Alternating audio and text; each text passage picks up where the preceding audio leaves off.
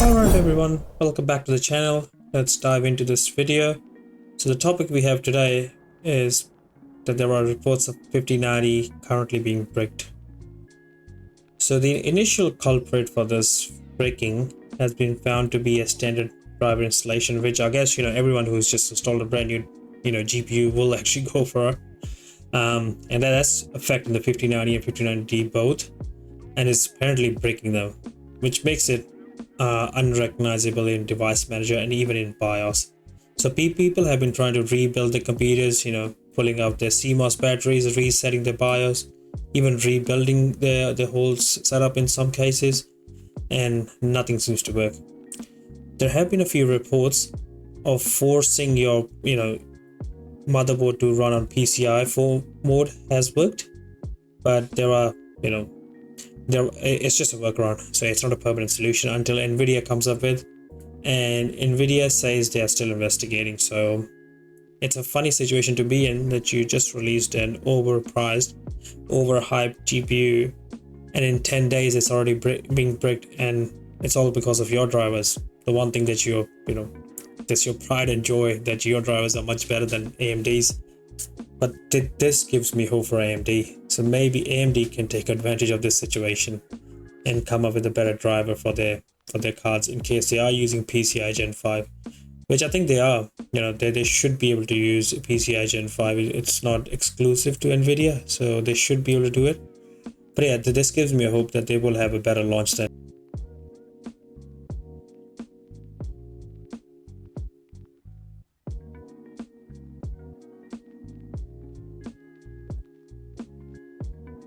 Alright, so next up, let's look at some of the latest hardware and gaming news that we should be concerned about. So memory speeds are getting out of hand. Last time we checked, we were able to get 8200, but someone who's dubbed an overclocker has been actually able to achieve 10,200. This is just crazy. The memory speeds are getting out of hand.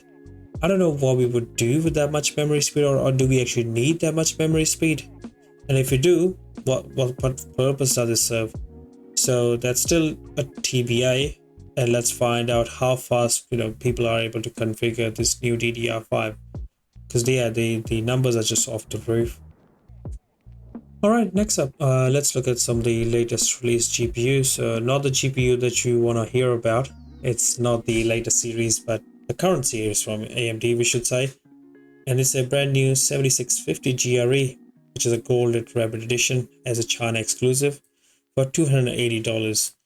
And it should sit between the 7600 and 7600 XT with only 8 gigs of RAM, which kind of is a bummer, because if you are gonna refresh your GPUs, might as well just put more RAM in it. The only difference is it just clocks a bit higher. And again, they haven't even addressed the basic issue of PCI, 16 lanes instead of 8. So yeah, just be mindful before you buy any of these that you definitely have a PCIe Gen 4 motherboard, because sticking into a PCIe Gen 3 motherboard, that means cutting your speed in half already, because you're on 8 lanes instead of 16. All right, so next up is some Intel news. And it seems quite crazy on what they're offering. Up to 52 cores, that's gonna be crazy. And this should be for the Core Ultra 300 series. So there are leaks about it for being 8P cores and 8E cores, which is standard. We all know what E and P means. And then we have the LPE. So I think it's low power efficiency cores, plus 12 XE3 cores. So they're more like APUs now. All right, that's new. So yeah, we gotta see, because Intel has to make a comeback. They've been lacking for quite a while, and AMD's just been catching up. And these being between 15 to 45 watts, I think there might be that's gonna be the Edge series. Okay, so they might be for the handhelds. Who knows? Let's see. We'll find out. We are always excited to look at the new hardware's new introduction. And something that you may not be excited about is is the most premium 5090 ever. As if the 5090 ROG Astral wasn't premium enough for you, now you can buy a special edition, which should cost significantly more. And the only thing it has is just Daba, yeah, as a name, and some fake gold paint on it. Apparently, it's not real gold. It's just a skin or a color or paint on it.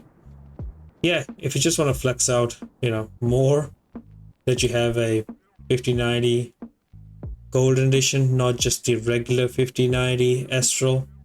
Yeah, you have an option for it now. Apparently, it's only Middle East exclusive right now.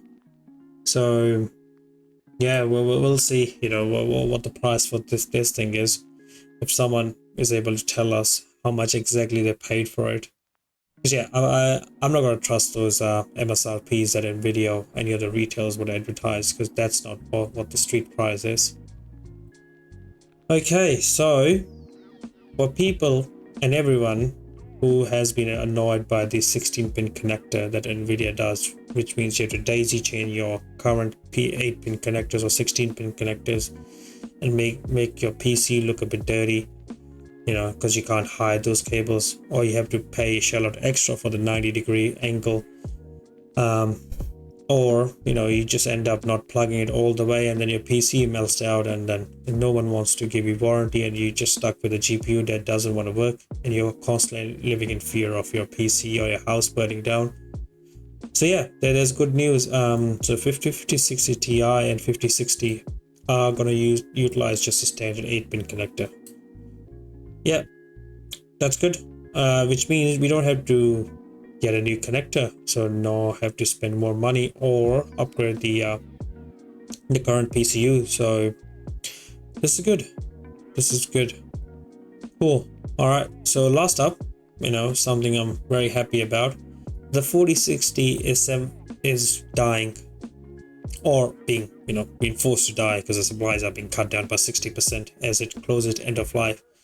And this was such a bad value card that it should not have been released in the first place. But NVIDIA being NVIDIA, they did end up releasing it. So yeah, it going away soon doesn't really hurt anyone. Obviously, it will hurt if the 5060 tends to be more expensive and just low, and that doesn't offer much in terms of performance or in terms of any sort of improvement. So it's gonna suck. So 4060 currently has two versions, 8 and a 16. So we'll have to see if the 5060 ends up being a 16 gig card, or we'll have two variants, the 16 or the 8.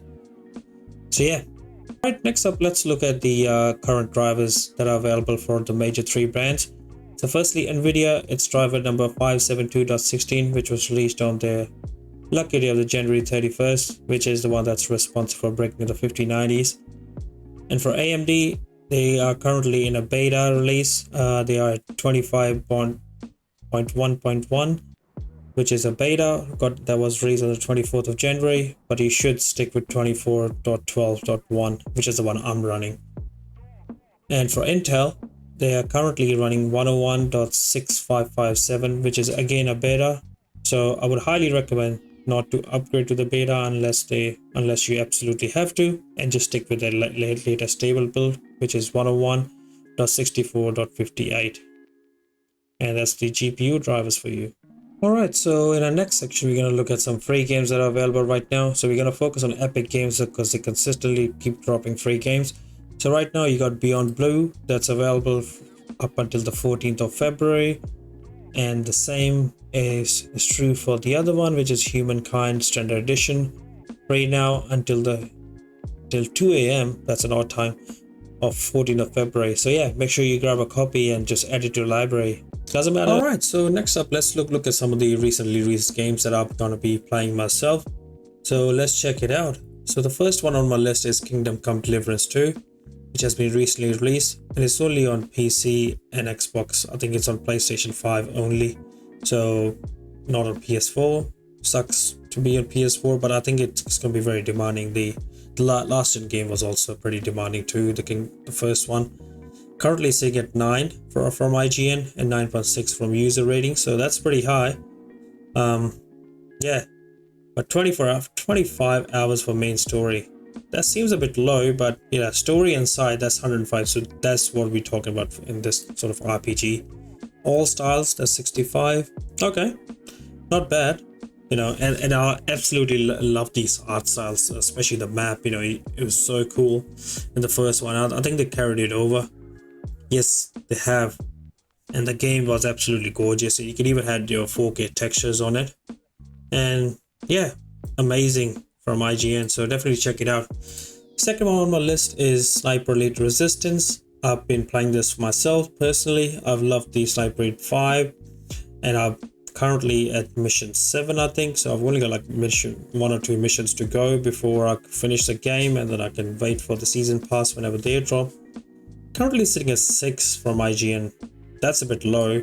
Personally, I think it's 8 or 8.5. The audience seems to be at 7.1. Again, that's a bit low, but that's my opinion. Yeah, we don't care about you, Coles. 9 hours, that sounds about right. 11 hours for the sides. I haven't started the propaganda missions that are available on this game. Apparently, you gotta collect a poster from each of the maps, and then that just unlocks a separate mission for you. So yeah, if you're into stealth shooting, you know, or you want to just go guns blazing, you know, and you're sick of the Call of Duty where they just jump like crazy, climb walls, this is a more grounded game where you can even play in your hard mode, which is where you can't use any of the aim assist and those other options. So yeah, it's definitely worth checking out. I would highly recommend. And next up is Citizen Sleeper 2. Haven't played the first one, haven't even checked out this one, but you know, to me the art style just looked cool. Plus it's on your Game Pass, so you know, if you have Game Pass, you know, to check it out. So yeah, and it's currently at 8 from IGN and 8.1 from the users. Sitting at 10 hours for the main game and 13 for the side and story. So not too long, so it's a short one. So maybe you could just, you know, sit down on one weekend and just, you know, play it out. The art style is definitely, you know, polarizing. Some people like this cel shaded cartoonish style. Some people absolutely hate it. But yeah. Alright, so next up is a brand new section that I've decided to add, which is looking at the stock prices for the main 3 companies. We're going to cover NVIDIA, AMD and Intel. And we're going to look at the year to date, so you can see how these companies are tracking in case you're investing. So we're just going to be checking their stocks just for fun. So let's get started. So first of all, we got NVIDIA. So currently they're still in red from the peak at the start of the year. And they took a nosedive and they still haven't recovered. And the same goes for AMD. They had the same slight peak at the start and been downhill since. And Intel, on the other hand, started low, they picked up a bit, and they dropped down again. So things are not looking very good for Intel anyways. While we do have the other people that are going up, Intel on the other side, it has been going down while the revenues are shrinking.